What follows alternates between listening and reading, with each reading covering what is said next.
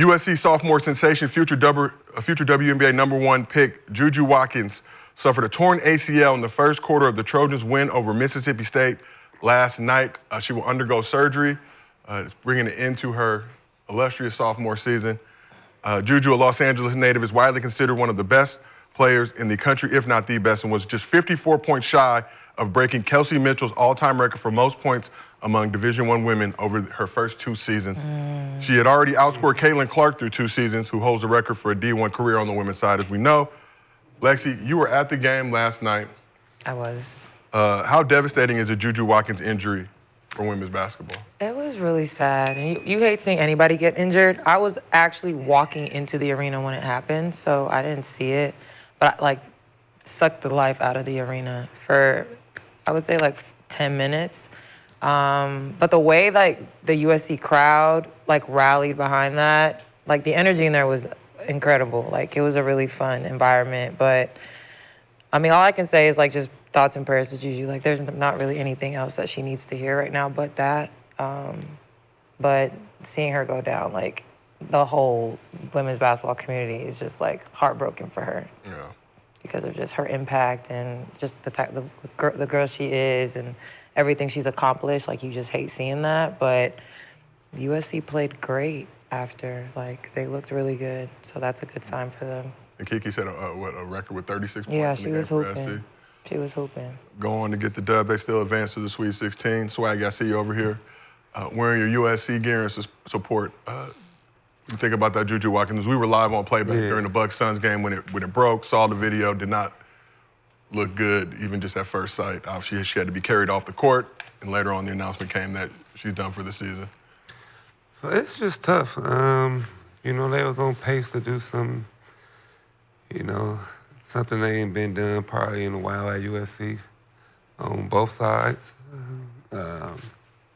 Now it's tough, when you don't got one of your key players, the key player, and you got to change your whole offense now. Other people got to step up. But to see her go down right now is tough for us, for sure. Gil, obviously, Juju. You guys go back from her time at Sierra Canyon, seen her growth and development. Yeah, that was one of her first interviews, during COVID. So, I've, known her since she was a sophomore, made that transition to Sierra Canyon. Literally just watched her growth, her dominance, how people feared her work ethic.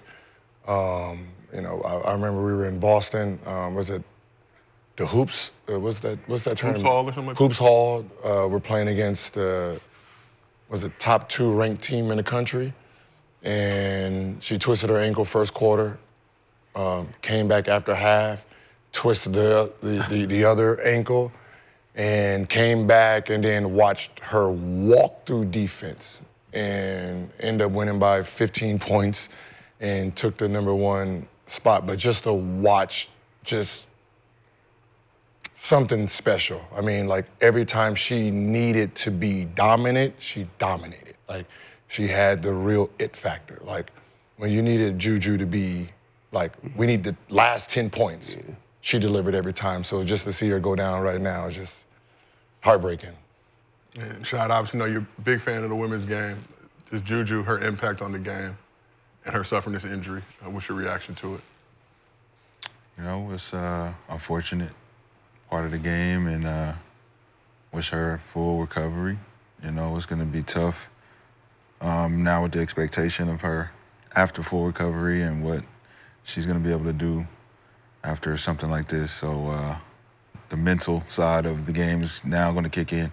The 90% of the game kicks in now, how you come back, what your goals are, and your support system. Who's supporting you is very important around this time because you can easily give up. I've been there with the microfracture, so that time off is going to be detrimental of how she's getting reacclimated to the game and keeping it as a passion and a main focus. And I think she'll be fine. Yeah, we talked about this obviously when Kyrie had his ACL injury and when we've seen other injuries in the past. But initially, you get all that support. Everybody's hitting you up, checking on you, making sure you're okay. But as the days and weeks and months go on, it starts to you go to a real dark place just during that recovery process and trying to figure it out. And staying up with the rehab and everything you need to do to get back on the court. So wishing her the best in that recovery, you know, and it's unfortunate, I just think, for the game of basketball as well, just her impact, what she means. Look, I'm a UCLA Bruin, but you know we rock with Juju on this side as well, like what she's meant to the city. So praying for you, Juju. Also, just want to say, you know, because of the nature of ACL recoveries, she'll likely have to miss most, if not all, the next season, likely in her pursuit of Caitlin Clark's all-time scoring record of 3,951 points. Unless she, of course, decided to come back. I think she's eligible to go to W after 4 seasons, right, or four years in college. She decides to do.